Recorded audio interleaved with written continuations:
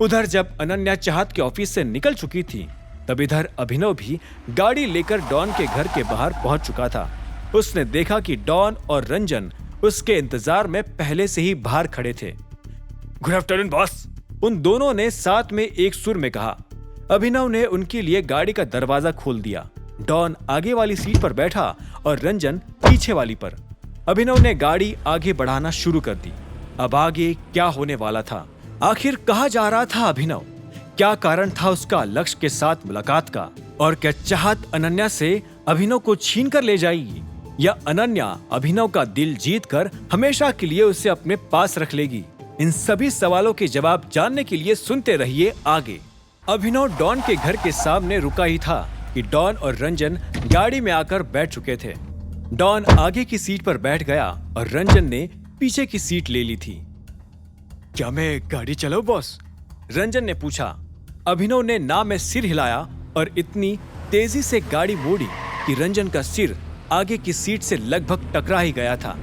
अरे बॉस आराम से, सीट बेल्ट क्यों होती है, लगाओ ना उसे। अभिनव बुदबुदाया। वो असल में लक्ष्य से मिलने की जल्दी में था। लक्ष्य ने एक दिन पहले ही मैसेज भेजा था।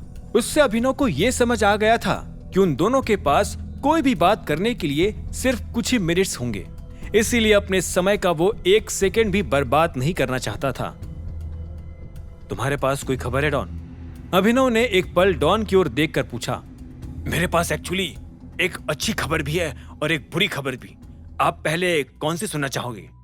डॉन ने फीकी सी मुस्कान देकर कहा। पहले अच्छी खबर आनी चाहिए, बोलो, और शॉर्ट में बताना, बकवास नहीं। ठीक है, तो सबसे पहली बात, अरबाज का परिवार शहर में नहीं है। ज्यादातर लोगों को तो ये भी लगता है कि उसका कोई परिवार ही नहीं है, लेकिन डॉन एक्साइटेड होते बोला, मुझे भनक लग गई है कि उसका भी परिवार है। वो बस उन्हें अपने गंदे धंधे से दूर रखने की कोशिश कर रहा है। हाँ, रंजन ने भी डॉन की बात में हामी भरते हुए कहा, मुझे भी एक इंफॉर्मेशन मिली है कि इस महीने उससे कोई मिलने आया था, लेकिन फिर उन्हें तुरंत शहर छोड़कर जाना भी पड़ा। मुझे लगता है कि अरबाज ने ही उसे शहर छोड़ने पर मजबूर किया होगा। उसे डर होगा कि दूसरों को उसकी पर्सनल लाइफ के बारे में कुछ पता ना चले। अभिनव ने धीरे से अपना सिर हिलाया। एक ऐसा इंसान जो दूसरे के परिवार को बंधक बनाकर रखता है, उसे रात में इसी चीज की तो बेचैनी होती है कि उसका खुद का परिवार सेफ होगा या नहीं। यही खेल है कर्म का। अभिनव ने अब गाड़ी एक सुनसान सड़क पर मोड़ ली और फिर डॉन की ओर देखकर उसे इशारा किया आगे की बात बताने का। डॉन ने सांस छोड़ी और कहा, बुरी खबर यह है कि हमें उन परिवारों का अभी तक कोई सुराग नहीं मिल पाया। वो लोग मानो दुनिया से गायब ही हो चुके हैं। आप कहो तो कोई चारा डालकर उन्हें बाहर निकाल ले बॉस, लेकिन इस तरह के प्लान में बहुत ज्यादा रिस्क है।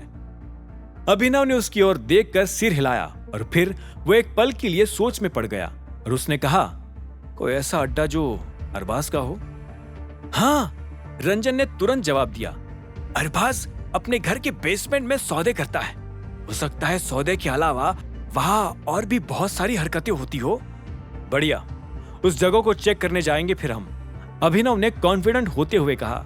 डॉन और रंजन ने एक दूसरे की ओर देखा और फिर डॉन बोलने लगा, लेकिन बॉस, उसका परिवार तो ऑलरेडी आउट ऑफ इंडिया है, वो बेसमेंट में थोड़ी ना होंगे। अभिनव ने डॉन की बात खत्म होते ही अचानक एक खुले मैदान में गाड़ी रोक दी और फिर डॉन की ओर घूरते हुए कहा, हम अरबाज के परिवार को नहीं ढूंढ रहे, हम लक्ष्य के परिवार को ढूंढ रहे हैं डॉन।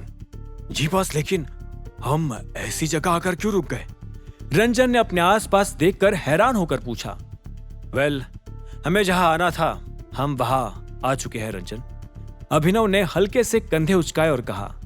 रंजन और डॉन कंफ्यूजन में एक दूसरे को देख ही रहे थे कि तभी अचानक पीछे की सीट का दरवाजा खुला और एक आदमी अंदर आकर बैठ गया। प्लीज गाड़ी चलाते रहिए, रोकिए मत। अभिनव ने गाड़ी स्टार्ट की और वो गाड़ी को उस जगह से तब तक फुल स्पीड में निकालता रहा जब तक वो फिर से सुरक्षित जगह पर नहीं पहुंच गए थे। हम यहाँ लक्ष्य के लिए आए थे ना? रंजन ने अपने पास बैठे आदमी को देखकर हैरानी से पूछा।